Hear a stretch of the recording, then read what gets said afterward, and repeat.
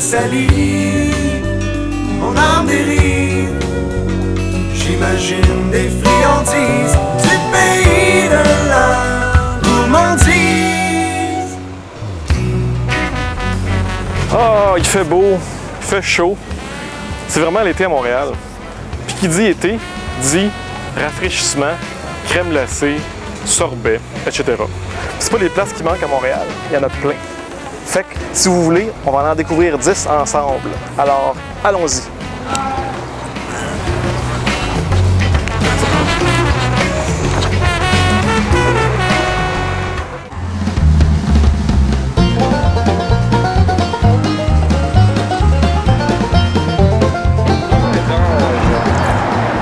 J'ai choisi ce qui était le plus chimique au menu, sachant que tout le monde allait prendre des choses artisanales, merci.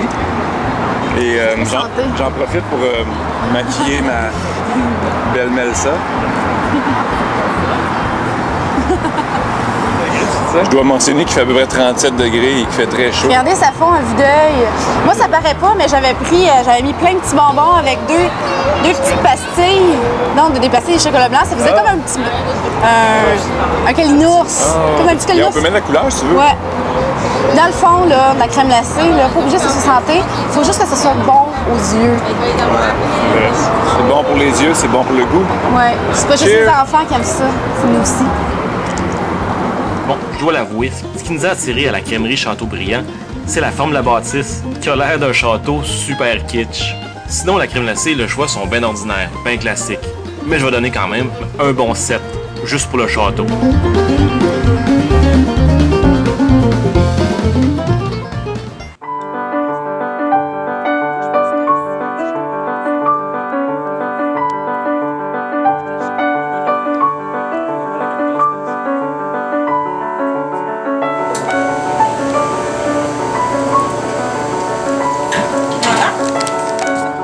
Ouais, Nancy, pourquoi t'as pas pris de grosse molle finalement?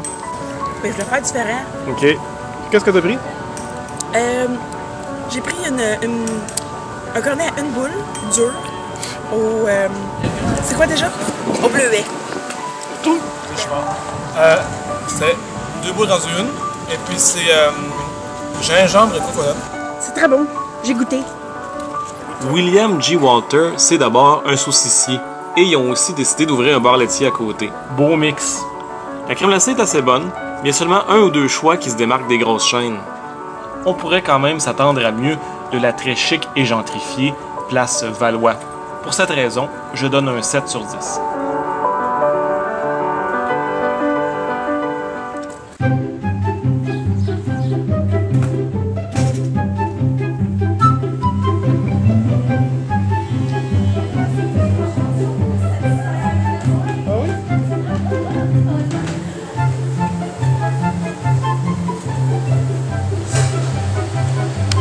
Alors Camille, qu'est-ce que t'as pris?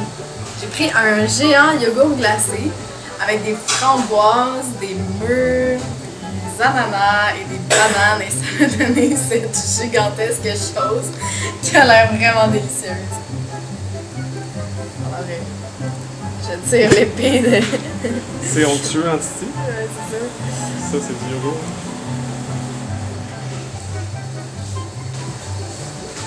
Ça, c'est du yogourt. C'est vraiment bon.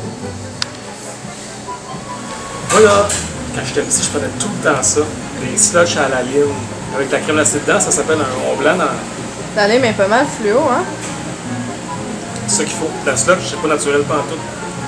On sait d'avance quand on choisit ça. Alors, rien de très fancy chez Boboul. Une crèmerie classique qui gagne des points pour son grand choix et sa décoration qui se prend pas trop au sérieux. Un bon 7.5 sur 10.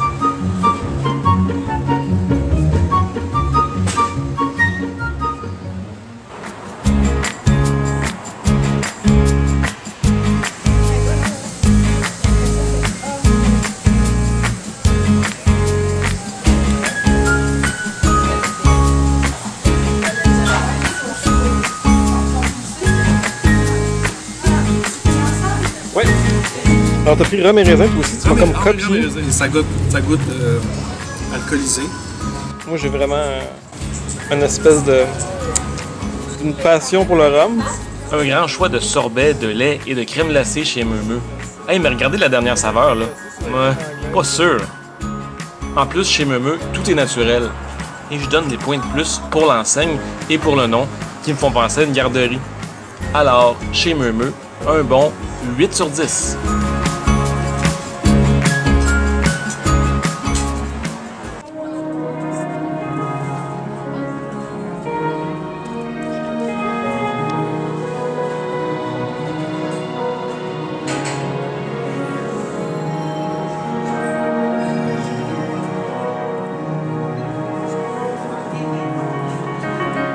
Souvent, quand on dit crème glacée à Montréal, on pense à Bilboquet, parce qu'ils existent depuis pas mal longtemps. Fait que j'avais pas le choix d'en parler, à risque de me faire insulter sur YouTube. Bon, je dois l'avouer, le choix au Bilboquet est impressionnant et la crème glacée, très bonne. C'est sûr qu'il y a plusieurs autres places plus originales, mais je dois donner quand même un bon 8 sur 10 au Bilboquet.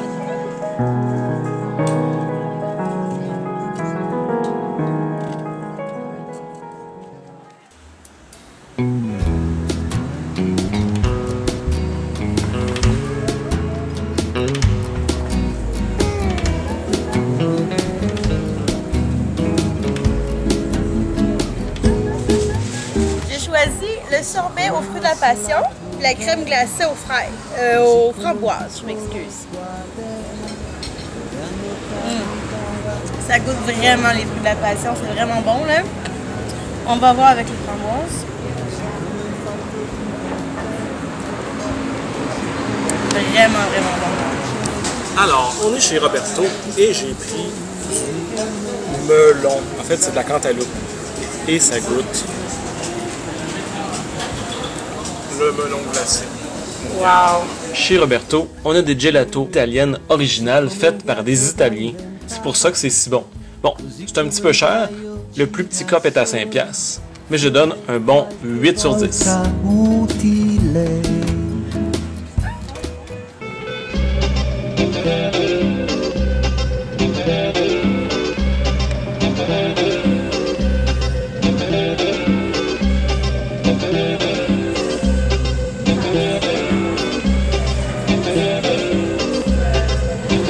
La banane épicée, je pense qu'il doit y avoir du poivre de Cayenne parce qu'il y a le sucré, on ne sent pas le poivre de Cayenne tout de suite.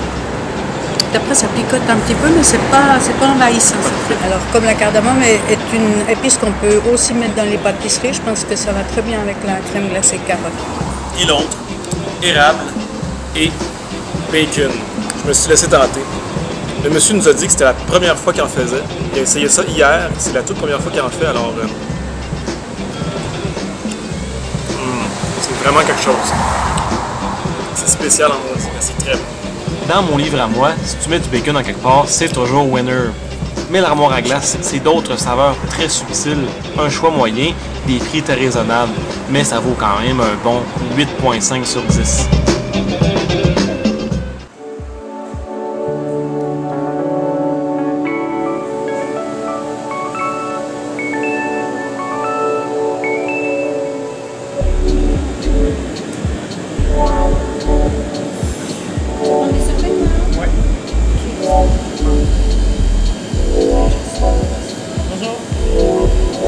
Alors c'est bissap, pamplemousse rose et ananas. Ah, intéressant. Et toi, Eve? Moi, j'ai pris vanille, parce qu'il paraît que c'est de la vraie bonne vanille. Noisette et pistache. Ah. Moi, j'ai pris poire, pistache, puis l'autre, je m'en souviens plus. Citron, je crois. Citron, oui, c'est ça. Ouais, ananas, ça goûte l'ananas. C'est fou. Pamplemousse rose aussi. La vanille est très bonne. Et bissap, c'est très particulier. Je vous invite à goûter. Mon coup de cœur à moi, le sorbet aux poires, qui goûte les vrais poires. En fait, tout goûte les vraies affaires au havre aux glaces. Avec un assez grand choix et des prix assez raisonnables, le havre aux glaces mérite un bon 8.5.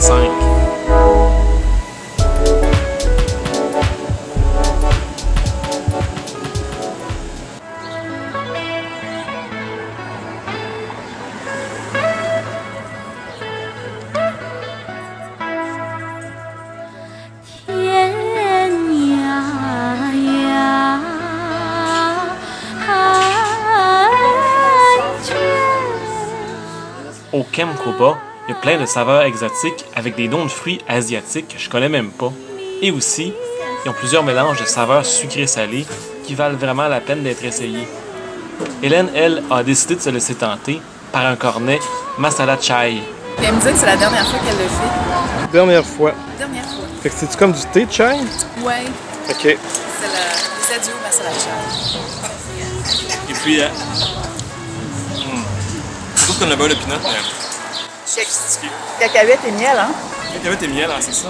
Oui. Une bonne beurre de pinot, une bonne toast au beurre de pinot miel. Avec? Fruit de la passion. Ah ouais. C'est un mix étrange, mais Un mix, c'est le monsieur qui me l'a conseillé, puis c'est bon. mix déjeuner, je trouve. Pour son choix de saveurs exotiques, pour ses propriétaires super sympathiques et pour l'excellent goût de ses produits en général, je donne au Kem Koba un 9 sur 10.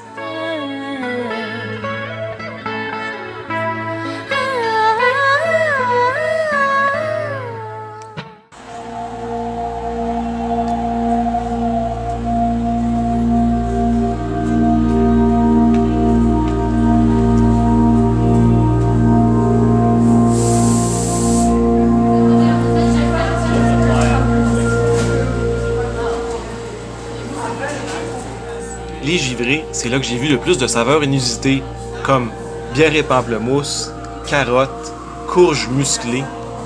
Puis la saveur jaune là dans le milieu, ça s'appelle épluchette de blé d'Inde.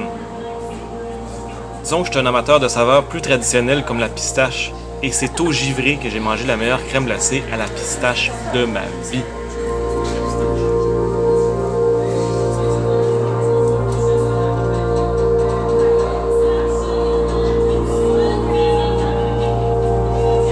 Aussi au givré, il y a toutes sortes de dégustations. Des sundaes, des sorbets pour 2, 3, 4 personnes. C'est complètement fou le choix et la variété qu'il y a au givré. Alors, c'est mon coup de cœur de toutes les dégustations. Et pour ça, je donne, ben oui, un 10 sur 10. Allez-y!